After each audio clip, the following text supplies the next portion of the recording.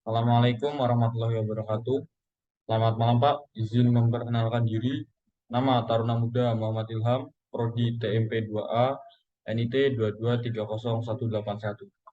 Pada malam ini izinkan saya untuk menjelaskan mengenai materi teknik pengaturan yang telah saya rangkum menjadi dua presentasi. Yang pertama, sistem pengaturan kendali atau kontrol otomatik saat ini memegang peranan yang sangat penting dalam perkembangan ilmu dan teknologi, seperti pada bidang industri, manufaktur, kesehatan, pada bidang transportasi, dan di bidang-bidang lainnya. Kontrol otomatik sendiri memiliki arti yaitu cara-cara untuk mengontrol nilai suatu parameter dari suatu sistem fisik atau kimia secara otomatis yang bertujuan untuk mendapatkan kestabilan melalui pemilihan yang tepat terhadap komponen, elemen, dan bentuk yang lebih sesuai dengan kebutuhan. Berikutnya teknik pengaturan. Teknik pengaturan atau control engineering bermaksud untuk mengerti dan mengatur serta mengendalikan bagian-bagian lingkungan yang disebut dengan sistem untuk menghasilkan produk yang mempunyai nilai ekonomi untuk masyarakat. Kedua tujuan keduanya yaitu mengerti dan mengatur saling mengisi satu sama lain.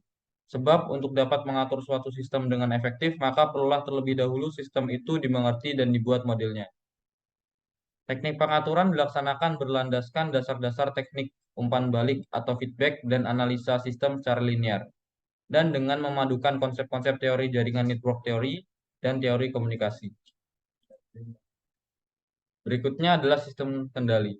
Sistem kendali atau pengaturan adalah sebuah hubungan timbal balik antara komponen-komponen yang membentuk suatu konfigurasi sistem yang memberikan suatu hasil yang dikehendaki. Secara sederhana dapat disebutkan bahwa sistem kendali atau pengaturan adalah proses pengaturan atau pengendalian terhadap satu atau beberapa besaran berupa variabel atau parameter sehingga berada pada suatu harga atau dalam suatu rangkuman harga atau range tertentu yang dapat dijelaskan pada gambar tersebut, yaitu masukan yang diproses sehingga menghasilkan keluaran atau output. Berikutnya adalah jenis-jenis dari sistem kendali itu sendiri. Yang pertama adalah sistem kendali dengan operator atau manual dan otomatik.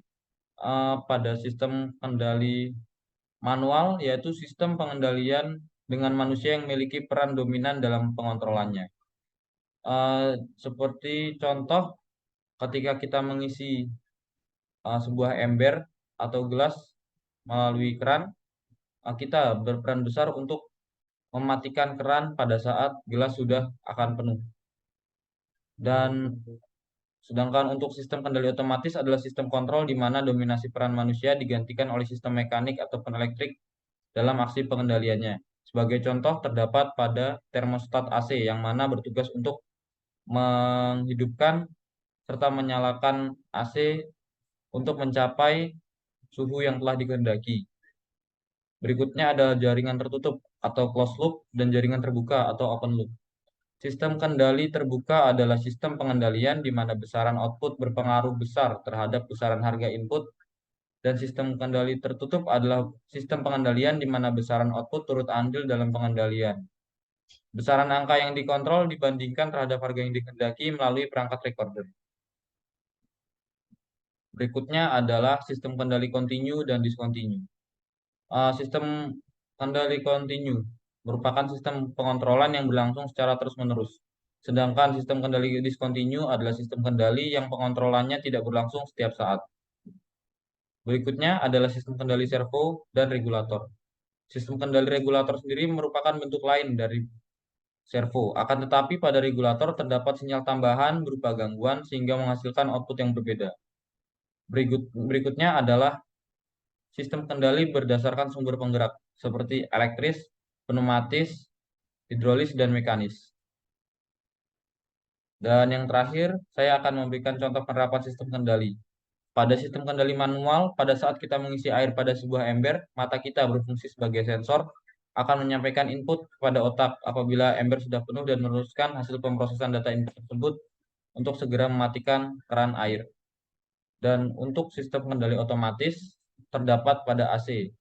Apabila AC sudah apabila kita sudah menentukan set point pada suhu AC, maka AC akan terus bekerja sehingga suhu ruang memenuhi suhu dingin yang diinginkan. Sedangkan saat suhu ruang sudah memenuhi target, maka perangkatnya akan padam dan sistem kendali yang mengatur menyala dan padamnya AC tersebut disebut dengan termostat. Itu Pak, saya rasa cukup penyampaian dari saya. Kurang lebihnya saya mohon maaf. Wassalamualaikum warahmatullahi wabarakatuh.